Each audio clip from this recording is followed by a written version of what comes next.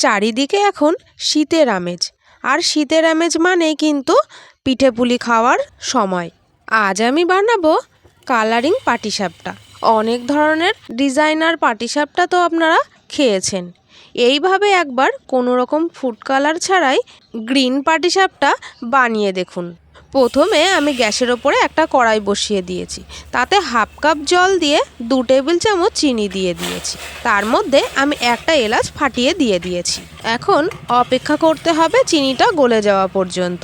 এখন চিনিটা গলে গেছে, আর এর মধ্যে আমি অর্ধেক নারকেল কোড়া দিয়ে দিলাম। নারকেল কোড়াটা দিয়ে লো ফ্লেমে অনবরত নাড়তে থাকতে হবে চিনির শিরার মধ্যে।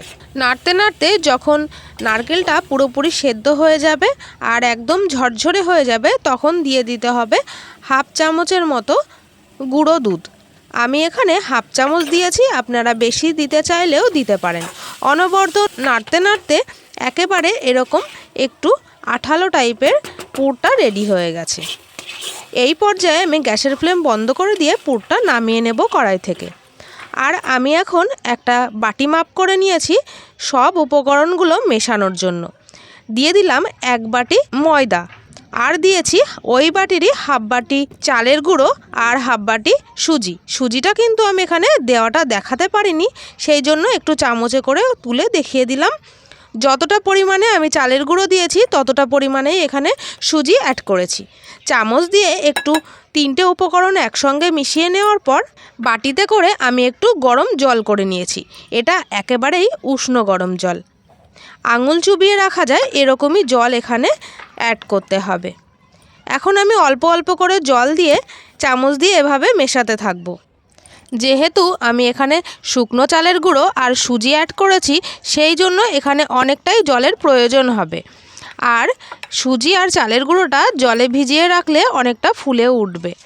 উষ্ণ গরম জল মেশালে খুব তাড়াতাড়ি সুজিটা নরম হয়ে যাবে, সেই জন্য আমি এখানে উষ্ণ গরম জলেই ভিজিয়ে রেখেছি।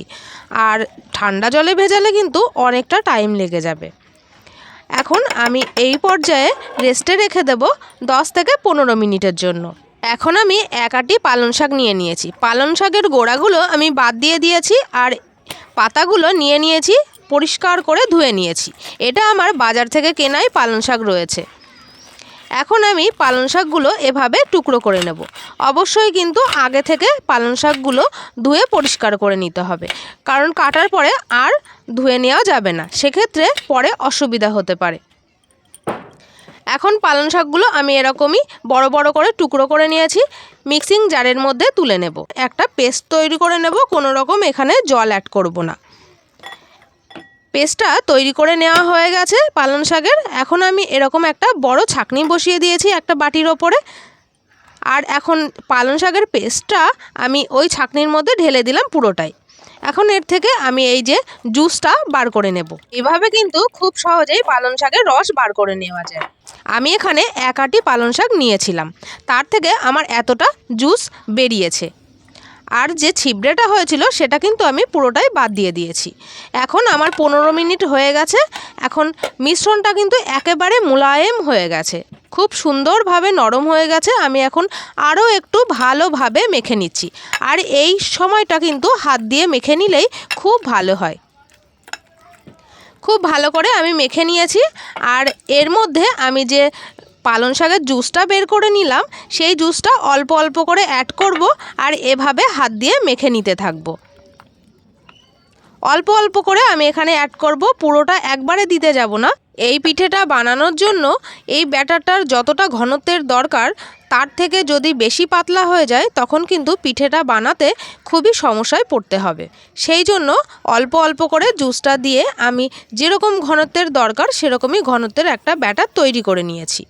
আর এখন আমি যে বাটি মেপে আমি সব উপকরণ নিয়েছিলাম, সেই বাটিরই হাফ বাটি পরিমাণে চিনি অ্যাড করে দিয়েছি।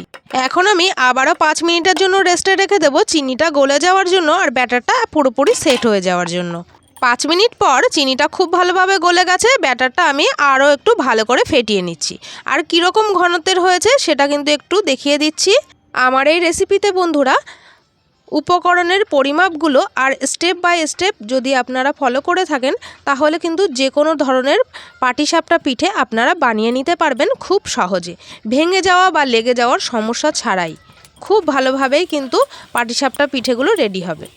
আমি এখন গ্যাসের ওপরে একটা তাওয়া বসিয়ে দিয়েছি ননস্টিকের, তার উপরে 2 থেকে 3 ফোঁটা সাদা তেল দিয়ে একটা টিস্যু পেপার দিয়ে আমি তেলটা মুছে নিলাম। এখন তাওয়াটা খুব ভালোভাবে গরম হয়ে গেছে। গ্যাসের ফ্লেমটা এখন লোতে রেখেছি। যেহেতু আমার হাতাটা ছোট সেই জন্য আমি 2 হাতা ব্যাটার এখানে দিয়ে দিয়েছি।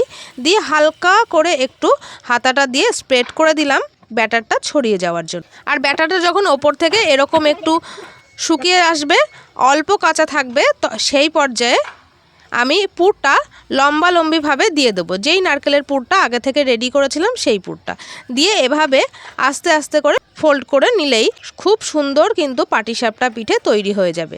এই পিঠেটা বানানোর সময় গ্যাসের ফ্লেমটা কিন্তু একেবারে লো টু মিডিয়ামেই রাখতে হবে।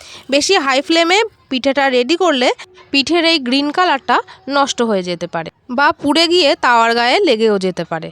আমার কিন্তু কথা বলতে বলতে একটা পিঠে রেডি করে তুলেও নিয়েছি, আর কত সুন্দরভাবে পিঠেটা উঠে গেছে সেটা কিন্তু আপনারা দেখে বুঝতেই পাচ্ছেন। আমি আরও একটা পিঠে এভাবে দিয়ে দিলাম। একই রকমভাবে পিঠেটা রোল করে আমি তুলে নিচ্ছি। আর বারবার কিন্তু তেল ব্রাশ করে নেওয়ার কোনো প্রয়োজন নেই। প্রথমবার 2 থেকে 3 ফোঁটা তেল ননস্টিক তাওয়ার গায়ে মাখিয়ে নিলেই তাওয়াটাও ভালো থাকবে আর পিঠেগুলোও কিন্তু খুব সুন্দরভাবে গোটা গোটাভাবে উঠে যাবে। দেখতেই পাচ্ছেন বন্ধুরা, এর মধ্যেই আমি 3টে পিঠে বানিয়ে নিয়েছি আর কত সুন্দরভাবে রেডি হয়েছে। প্রত্যেকটা পিঠে আমি বানিয়ে নিয়েছি একই রকমভাবেই কিন্তু গোটা গোটা রয়েছে, একটাও ভেঙে যায়নি বা লেগে যায়নি বা পুড়েও যায়নি। আজকের এই রেসিপিটা যদি আপনাদের কাছে ভালো লেগে থাকে তাহলে অবশ্যই একটা লাইক করে দেওয়ার অনুরোধ রইল। আর আপনারা যদি রেসিপিটা দেখে বাড়িতে বানিয়ে থাকেন তাহলে কেমন হয়েছে আর আপনাদের খেয়ে কেমন লাগলো অবশ্যই একটা কমেন্ট করে জানাতে ভুলবেন না। পিঠেগুলো কিন্তু যেমন সুস্বাদু, নরম তুলতুলে, মুখে দিলেই মিলিয়ে যায়। যেসব বাচ্চারা একেবারেই সবজি খেতে পছন্দ করে না তাদের কিন্তু এভাবে পালং শাকের জুস দিয়ে এই পিঠেটি বানিয়ে সহজেই পালং শাক খাইয়ে দিতে পারেন।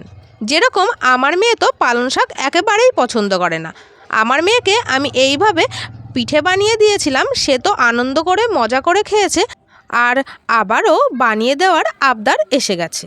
আমার পেজে যদি কোনো নতুন বন্ধু এসে থাকো তাহলে কিন্তু আমার চ্যানেলটি সাবস্ক্রাইব করে নেওয়ার অনুরোধ রইল। আজ তাহলে এই পর্যন্ত, সবাই ভালো থেকো।